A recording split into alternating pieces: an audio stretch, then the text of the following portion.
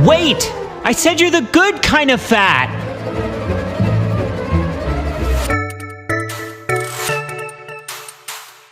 Hey Munchies, welcome to the channel. I'm Alicia, and today I'm going to cover a topic I have had a lot of requests for: keto or a ketogenic diet.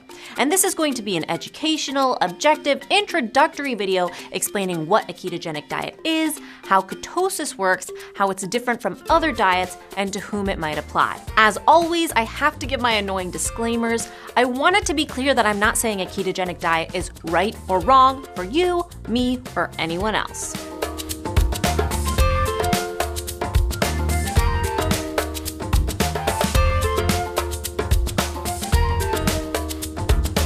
What is keto? Simply put, a ketogenic diet is a diet that's low in carbohydrates, moderate in protein, and high in dietary fat. Originally in the 1920s, a ketogenic diet was designed for patients with epilepsy to help reduce their seizures. The keto diet also tended to have positive effects on those patients' body fat, blood sugar, cholesterol, and hunger levels. It has not been studied widely in terms of nutritional science, which is one of my main hesitations with sharing it on the channel, but after doing my own research, I do believe that what I've learned is worth sharing because it's pretty fascinating. As you can probably tell by the length of this video, there is a lot of information, so please bear with me, and if you really do want to learn about the diet, watch the whole video because I don't want to answer a question in the comments that I've already answered in the video. To understand the keto diet, we've got to start from the beginning: calories and macros. Calories are energy. It's important to recognize that weight gain and weight loss are complicated. Calories in and calories out is too simple and not accurate enough.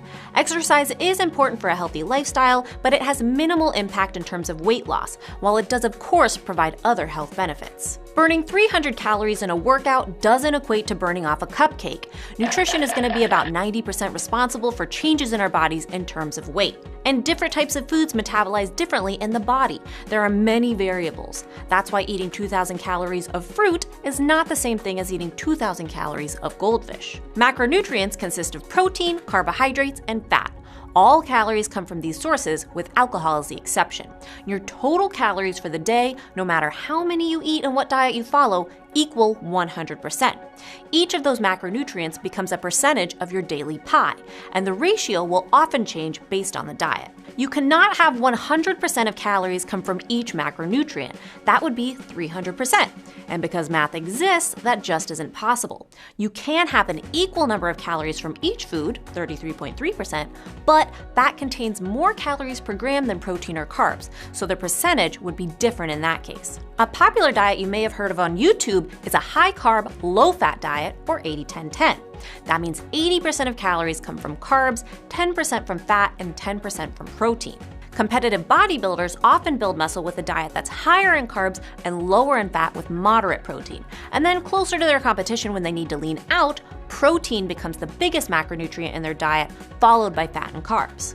A ketogenic diet, on the other hand, consists of a diet that is around 70% fat, a moderate amount of protein, and very little carbs, only 5 to 10% depending on the person's tolerance. Now, it's not a strict ratio because it will vary from person to person. We all have a different carbohydrate tolerance, and our insulin resistance levels are different, which means one person on a keto diet may be able to eat more carbs than another person on a keto diet, but still be in what's called nutritional ketosis. More on that in a moment. Now, I realize that this may sound very different from what most of us have been taught about nutrition. When I first heard about a keto diet and this high-fat ratio, I was skeptical. I had always been taught that you don't want to eat a lot of fat, but a keto diet functions differently than some other common diets, such as a diet higher in carbs with less fat and protein that we are typically told is healthy. It's important to recognize from the beginning that there's no right or wrong ratio, but there may be one that works better for you, and only you can find that out. So, we know that calories are fuel for our bodies, but that fuel can come from one of two main sources: glucose or ketones. The main one that most people function off of today is glucose. It can be a great energy source for the brain and body and comes primarily from carbohydrates. This is essentially a sugar burning mode since glucose is a sugar. The second source of fuel is ketones or ketone bodies. People on a ketogenic diet are fueled by ketones rather than glucose. Ketones are produced when glucose levels fall and the body has access to fat either in the form of stored body fat or dietary fat. When someone's body uses ketones as fuel rather than glucose, they are in nutritional ketosis, which is like a fat-burning mode since fat is the fuel source. I'll talk more about the benefits of ketosis in a bit. For any diet, it's important to have both carbohydrates and fat for the body to function properly. However, it's the amount of one relative to the other that will determine your fuel source, and one is not right or wrong. Now, if glucose is available to the body, it will use that first because it's easy to burn up. If you eat a lot of carbohydrates, your body will use that glucose as its fuel source rather than using fats as fuel. This is why carbohydrate intake must be low on a ketogenic diet, and a keto diet is often referred to as a high-fat diet. Dietary fat needs to be prevalent enough in the body in order to produce ketones. Many people associate the word fat with fat on our bodies and are unfamiliar with it as a fuel source. There's a lot of misunderstanding about how a ketogenic diet works, which is why there's also a lot of criticism surrounding it. But that's why I'm trying to explain it here. Don't get me wrong, our brains and bodies do need some glucose, just like we all need some dietary fat. But glucose does not need to be the main source of energy for a body to function healthily. Glucose is one energy source, ketones are another. Neither is right or wrong, they're just different. In fact, our ancestors may have lived ketogenic lifestyles without being aware of it. As hunters and gatherers, our ancestors ate lots of nuts, seeds, meats, and lower carb fruits like berries. This is often referred to as primal eating, and it's a diet that was high in fats and low in carbohydrates. It likely resulted in ketosis and helped our ancestors survive from one meal to the next because their bodies could store that fat as energy. But does that mean that they chose to be in ketosis? No, they would have eaten whatever was available to them. But the point is that it was a viable way for them to survive healthily, even if they didn't understand the science behind it.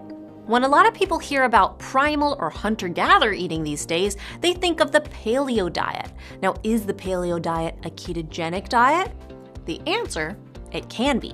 On a paleo diet, you can eat grass-fed meats, seafood, fruits, vegetables, eggs, nuts, seeds, oils, etc., but you can't eat grains, legumes, refined sugar, processed foods, and typically dairy and excessive salt. Now, most of that aligns with a keto diet where one consumes more fat and less carbs. However, nothing is strictly prohibited on a keto diet. The ultimate goal is a ratio of fats to carbohydrates, which likely means not consuming many, if any, grains, legumes, or sugar regularly.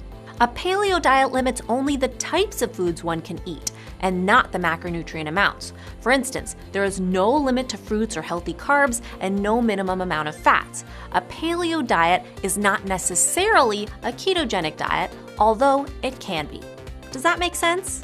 There are plenty of other diets that you may know of which can result in nutritional ketosis, they're just not necessarily keto diets.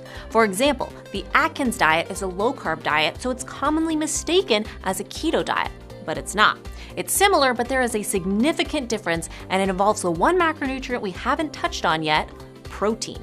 Both a ketogenic diet and the Atkins diet are high in fat and low in carbohydrates. But a ketogenic diet is moderate in protein, while the Atkins diet does not set a limit to protein intake. Why does this matter? We talked about how carbohydrates are used by the body as fuel in the form of glucose, and fat is used as fuel in the form of ketones. But what about protein?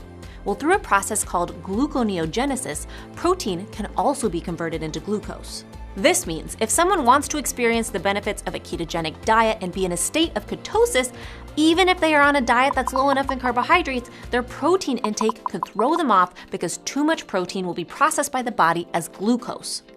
On a ketogenic diet, just like with carbohydrates, the amount of protein one can consume will depend on the person and how their body metabolizes different foods. There are still benefits to diets like these that are lower in carbs and contain fats, but lower carb does not equal ketosis necessarily.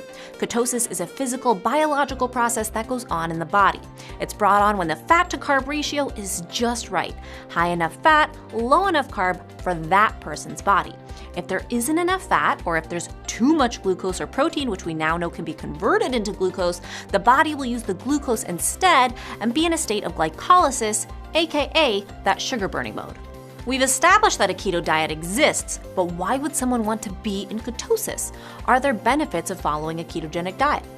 Weight loss. In ketosis, the body is able to burn stored fat and insulin levels are lowered since there is less glucose in the body. Reduced appetite. Since fat is more satiating, people often don't get as hungry on a ketogenic diet, which can improve a person's relationship with food. Mental clarity. People in ketosis often report experiencing a level of mental clarity that they don't have when fueled by glucose.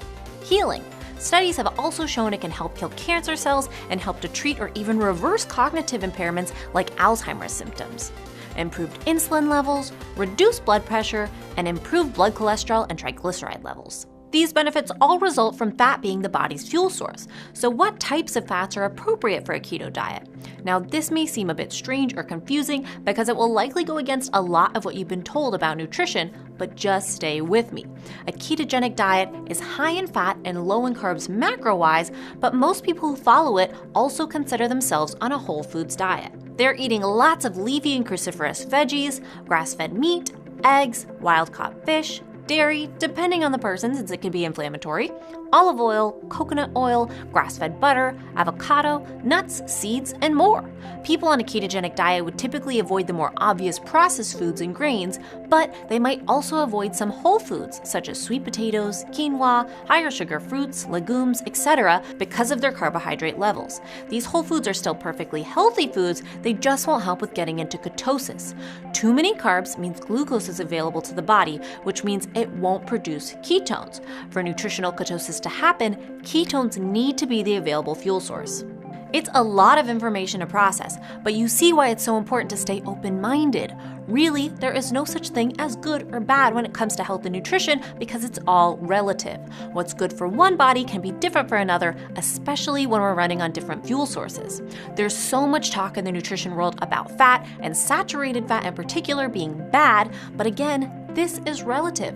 Everyone agrees that trans fats are bad because they are unnatural, man-made fats. But new dietary research has caused some disagreement over saturated fats. Many things we've been told to avoid, like butter and beef, can be a healthy part of our diets if they are in fact grass-fed and not processed. On a ketogenic diet, people are generally not discouraged from eating saturated fat in the form of grass-fed meat, grass-fed butter, healthy oils like coconut and olive oils, ghee, avocado, salmon and other fatty fish, eggs, nuts, seeds, and full-fat dairy. On a standard low-fat and higher carbohydrate diet, many of these items are discouraged. Why is that? The AHA and some dated research claims that saturated fat causes heart disease, but it's come to light with recent research that that conclusion can't really be drawn. It's more likely that inflammation causes heart disease than saturated fats, specifically if those fats are from whole foods and are nutritious dietary fats. Remember from the beginning of the video, you can only have 100% of your total macronutrients. So if you're going to include more fats in your diet, the only option is to lower the protein or carbs regardless of keto or any other diet. And this is where it can get tricky. We see it circulating around now that fat is healthy and blah blah blah, but we also are told to eat quinoa. You can't eat a ton of fat and a ton of carbs. Likely, this would just mean a person is consuming too much food in general. And remember that fats are more calories per gram than carbs or protein, so less food adds up quickly in your total caloric intake needs. There's a lot to be mindful with on a ketogenic diet, but it can have its benefits. So who might consider a keto diet? We already mentioned a few. People with the goal of weight loss. Some people who have struggled with insulin sensitivity and or being overweight may find that a ketogenic diet works really well for them because they don't have to deal with insulin. People trying to reset their appetite center and be more mindful of being full. So if you're on a low-fat diet or a low-fat, low-carb diet or a high-protein diet and you think you're really hungry all the time, you're not crazy. You actually are hungry. Your insulin is raised and it's telling you that you need fuel. On a ketogenic diet, without the glucose there, your body doesn't experience spikes in insulin and you're more likely to feel satiated. It may also help people with the goal of reducing blood pressure and finding healthy cholesterol levels, or people looking for help with PCOS treatment or those with neurodegenerative disorders. But of course, a ketogenic diet is not for everyone. It's not appropriate for people with conditions like kidney or liver disease, muscular dystrophy, gallbladder disease, gastric bypass, rare metabolic disorders, pancreatic insufficiency, those prone to kidney stones, type 1 diabetes, blood sugar issues like hypoglycemia. So for people with type 2 diabetes, it depends if there's conflicting responses, so it's best to get a doctor to supervise. Those who are pregnant, nursing, or have gestational diabetes. And it also may not be a good idea for people who have suffered from an eating disorder, people who have a history of mental health problems, children or people under the age of 18, and people who are naturally very thin with a BMI BMI less than 20. And of course, a general health screening is always a good idea to make sure there's no rare conditions or contradictions with your health or medication on a ketogenic diet. Because the nutritional science world is still relatively new, like I said earlier, there isn't a ton of information on a ketogenic diet. New dietary research is emerging that's challenging our old beliefs about nutrition. But despite this, the old research that demonized fat and saturated fat is still widely accepted. Most of what we know about ketogenic diets come from actual people who have put it into practice in their lives. There's not enough existing research yet to start changing our old approaches to nutrition in the medical world. A ketogenic diet does go against much of what we've been told about nutrition in the past few years, but the science behind nutritional ketosis is still new. But just because the research doesn't exist in the capacity that's needed for all doctors to make new conclusions doesn't mean that this information isn't true or that the lifestyle isn't an option. All accepted forms of medicine today at some point started out as alternative medicine that needed enough research to back it. For that reason, if you approach your traditional doctor about a ketogenic diet, I'm gonna let you know up front that he or she may just tell you to not do it. Now, I will never tell you to not listen to your doctor, but I will encourage you to continue to do your own research so you feel confident making decisions because you know your body best. Even if you don't feel the confidence right now, you do. If you feel intrigued and want to learn more, I have linked some resources below, but please go off and also do tons and tons of research on your own. I do not recommend trying out a ketogenic diet willy-nilly. You should be able to fully understand how ketosis works and why before making lifestyle changes. And remember that this is just an introductory video to explain the diet, not an instructional video telling you how to start it. I don't want you to miss out on valuable information that you wouldn't have without doing your own research, like the stages of ketosis, the differences between ketosis and ketoacidosis, how to test ketone levels, supplements, salt intake, effects on exercise, water intake, etc. All of these things which are really essential to understand before making dietary changes. Remember, the reason there is such a debate about these different diets, you can't do all of them at once, so people tend to think that one is right or wrong, but none of them are right or wrong. They all work for someone, but they won't all work for you. Probably. We all need to stop with this diet is right, this diet is wrong, and fat or carbs are good or bad mentality. It depends on you and your body and what works better with you. You are not me or anyone else. We are all different. Our diet needs and what works for us will depend on our genetics, lifestyle, activity level, diet history, and so much more. So if someone gets on the internet and claims that any type of diet or ratio is the one for everyone, be skeptical because remember, they don't know you or your history or your body or what you might be sensitive to. Even if you have no interest in actually following a ketogenic diet, I think information is power. It can help us to be more understanding of other lifestyle choices, and knowing what it is and how it works will only make you a more informed human. The more you know about your body and how it works, the more confident you'll feel to make your own choices moving forward. I hope you found this episode useful. If you want more educational videos like this, be sure to give this video a thumbs up. Thanks so much for being a part of this supportive and open-minded community. I really do believe we can learn from our differences. I'll see you tomorrow on my pizza channel. I'll see you right here next week. And remember, it's all a matter of mind over munch.